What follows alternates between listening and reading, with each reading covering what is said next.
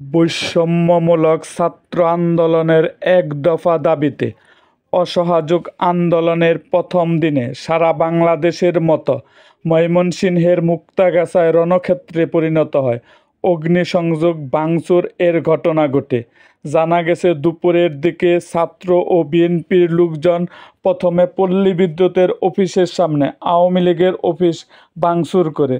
পরে আওয়ামী লীগ যুবলীগের নেতারা তাৎক্ষণিক লোকজন জড়ো করে বিকাল ৩টার দিকে সাবেক পৌর মেয়র শহীদের বাসা ও ৫ নং ভাষাটি ইউনিয়নের সাবেক চেয়ারম্যান মঞ্জুরুল হক মঞ্জুর মার্কেট ভাঙচুর করে। পরে মুক্তাগাছার কালীর ঘরের সামনে বিএনপির অফিস ভাঙচুর ও অগ্নিসংযোগ করা হয়। এই সময় মুক্তাগাছার থানার পুলিশ নীরব ভূমিকা পালন করে। এই রকম আরও ভিডিও পেতে এবং রাজনৈতিক অঙ্গনের নানা ঘটনা ও ইতিহাস জানতে আমাদের মুক্তাগাছার ইতিহাস মিডিয়া ইউটিউব চ্যানেলটিকে সাবস্ক্রাইব করুন এবং পাশে থাকা বেল আইকনটি বাজিয়ে দিন।